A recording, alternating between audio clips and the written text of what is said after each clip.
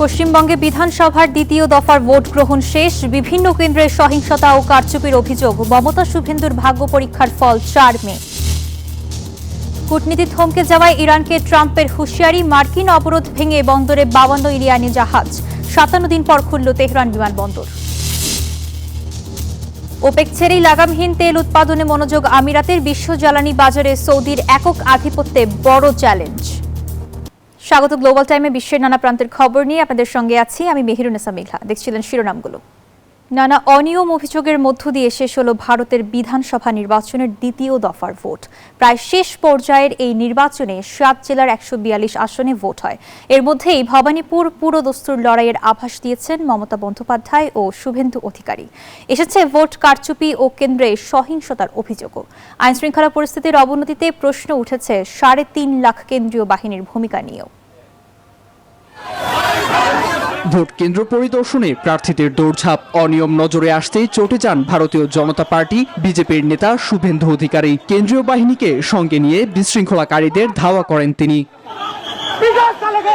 7 জেলার 142 আসনের মধ্যে সবচেয়ে আলোচিত ভবানীপুর আসনটিতে মুখোমুখি তৃণমূল কংগ্রেস নেত্রী মমতা বন্দ্যোপাধ্যায় ও বিজেপির শুভেন্দু। ভোট ঘিরে নানা নাটকীয়তা। ইলেকট্রনিক ভোটিং সিস্টেম ইভিএম এর ত্রুটির জেরে সহিংসতার খবর আসে বালি ও বাসন্তী কেন্দ্র থেকে। ভোট না দিয়ে ফিরে যান বহু সাধারণ ভোটার। সংঘর্ষেও জড়ায় অনেকে। কেন্দ্রীয় বাহিনীর তৎপরতায় পরিস্থিতি নিয়ন্ত্রণে আসে। অনেক এলাকায় আবার নজরে আসে স্বতঃস্ফূর্ত অংশগ্রহণ। আমরা আমাদের ফিউচারের জন্য ভোটটা দিচ্ছি, যাতে আমাদের ফিউচার আরো আপলাইটেড হয়।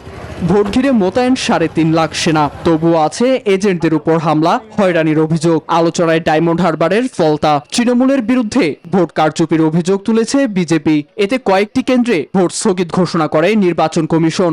এমন আবহে নিজের ভোট 80% বেড়েছে বলে দাবি শুভেন্দুর।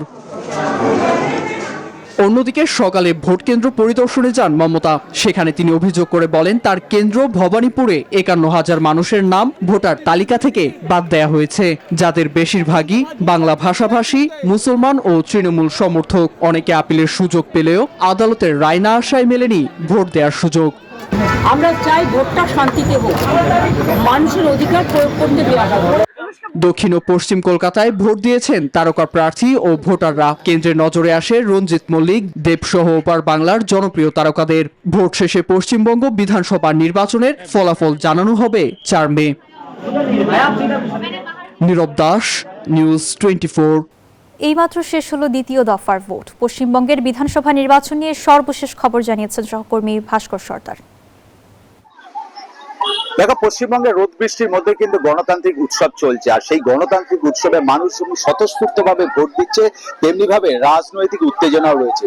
আমি দেখাবো যে কিরকম ভাবে পুলিশ এখানে রুট মার্চ করছে এবং এইখানে মানুষজন কি বলছে আমি দেখাবো। আমি কি হয়েছিল ঘটনাটা বলো, তুমি বলো। ওখানে ভোট দিচ্ছে, ওখানে এলো, ভেতরে ঢুকে কাউকে ভোট দিতে দিচ্ছে না। এসে সবাই সামনে বলছে জয় শ্রীরাম, জয় শ্রীরাম। তখন আমাদের এই দিদিদের এলাকায় এসে জয় শ্রীরাম বলছে। এবার দিদির এলাকার লোকরা বলছে জয় বাংলা, জয় বাংলা।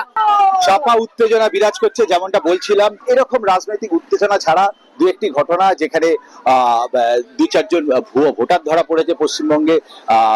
তারকারা ভোট দিয়েছে, সাধারণ মানুষ কিন্তু স্বতঃস্ফূর্তভাবে ভোট দিচ্ছে। একটা অঘোষিত ছুটির দিন কাটাচ্ছে এই শেষ পর্যায়ে। এখনো পর্যন্ত বিকেল 4টে অবধি ভোট পড়েছে প্রায় 50% কাছাকাছি। সর্বশেষ তথ্য কলকাতা থেকে আমার কাছে এটাই থাকছে।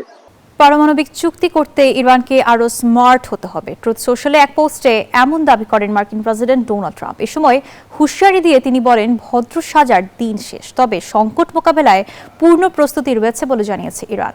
এর মধ্যেই ইরানের গণমাধ্যম জানায় গেল 72 ঘন্টায় মার্কিন অবরোধ ভেঙেছে 52টি ইরানি জাহাজ। এদিকে যুদ্ধবিরতি উপেক্ষা করে লেবানন জুড়ে আগ্রাসন অব্যাহত রেখেছে ইসরায়েল।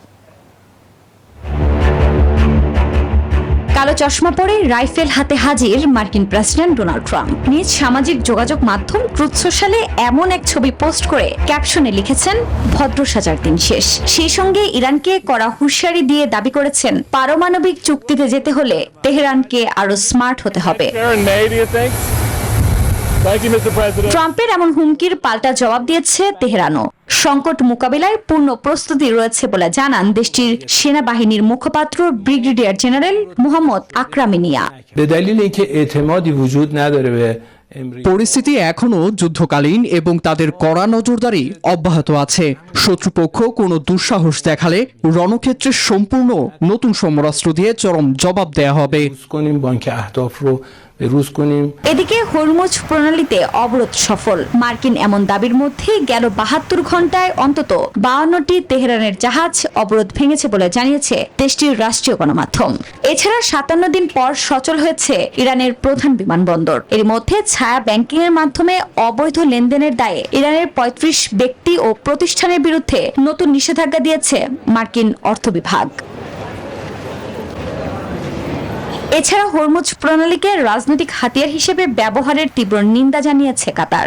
আন্তর্জাতিক বাণিজ্য সচল রাখতে জলপথটি উন্মুক্তের আহ্বান তাদের। একই সঙ্গে সংকট নিরসনে জাতিসংঘ নিরাপত্তা পরিষদকে কার্যকরী পদক্ষেপ নেওয়ার তাগিদ দিয়েছে Germany. Persönliche Verhältnisse zwischen dem amerikanischen Präsidenten und mir ist অন্যদিকে যুদ্ধবিরতি উপেক্ষা করে লেবানন জুড়ে আগ্রাসন অব্যাহত রেখেছে ইসরায়েল। আফরিন মৌ, নিউজ 24। ইরানের জন্য নতুন বাণিজ্য করিডোর খুলে দিয়েছে পাকিস্তান। মার্কিন নৌ অবরোধের মধ্যেই তেহরানকে সহায়তায় এই পদক্ষেপ নিয়েছে ইসলামাবাদ। শাহবাজ শরীফ প্রশাসন জানায়, দ্বিপাক্ষিক ও আঞ্চলিক বাণিজ্য সহজ করার লক্ষ্যে পাকিস্তানের মধ্য দিয়ে ইরানগামী পণ্য চলাচলের অনুমতি দেওয়া হয়েছে। এতে তৃতীয় দেশ থেকে আমদানি করা পণ্য পাকিস্তানের মধ্য দিয়ে ইরানে পরিবহন করা সম্ভব হবে। এই ট্রানজিট ব্যবস্থার জন্য করাচি সহ ৬টি রুট ব্যবহার করা হবে। তেলের বিশ্ববাজারে সৌদি আরবকে টেক্কা দিতে চায় সংযুক্ত আরব আমিরাত। জ্বালানি বিশেষজ্ঞরা বলছেন, তেল উৎপাদনকারী দেশগুলোর জোট ওপেকে ছেড়ে ইতোমধ্যে সেই যাত্রা শুরু করেছে আবুধাবি।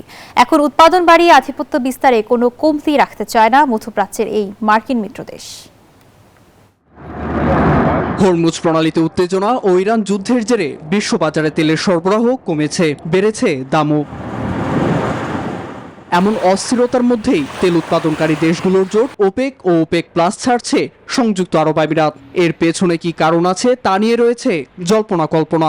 আবুধাবির অভিযোগ, ইরান বারবার হামলা করলেও তাদের সুরক্ষায় তেমন কিছু করেনি মধ্যপ্রাচ্যের প্রতিবেশী দেশগুলো। তবে পেছনে আছে আরও কিছু কারণ। আমিরাত বলে আসছে তারা তেল উৎপাদন বাড়াতে চায়। ওপেকে থাকার কারণে সীমা নির্ধারিত থাকায় যা সম্ভব হচ্ছিল না। এখন যত খুশি তেল উৎপাদন করতে পারবে তারা। সৌদি আরব প্রতিদিন ১ কোটি ব্যারেলের মতো অপরিশোধিত তেল উৎপাদন করে, আর সংযুক্ত আরব আমিরাতের উৎপাদন ৩০ থেকে ৪০ ব্যারেলের আশপাশে। এখন এই উৎপাদন দিনে ৫০ লাখ ব্যারেল পার করতে চায় আমিরাত। বিশ্লেষকরা বলছেন, তেলের বিশ্ববাজারে সৌদিকে টেক্কা দিতে চায় আবুধাবি। বিশ্লেষকরা মনে করেন, আমিরাতের বিদায়ে দুর্বল হয়ে পড়বে ওপেক, আর চাপে পড়বে সৌদি আরব, ইরান সহ তেল উৎপাদনকারী অন্যান্য দেশগুলো। এদিকে ইরান যুদ্ধের মাঝে এমন মেরুকরণে স্বার্থের পাল্লা ভারী হতে পারে যুক্তরাষ্ট্রের। কারণ প্রেসিডেন্ট ডোনাল্ড ট্রাম্প বলে আসছিলেন, তেলের বাজারে একতরফা সিদ্ধান্ত নিচ্ছে ওপেক, যা এখন দুর্বল হওয়ার মুখে। নীরব দাস, নিউজ 24। আর এই ছিল গ্লোবাল টাইমের এখনকার আয়োজনে। এতক্ষণ সঙ্গে থাকার জন্য ধন্যবাদ।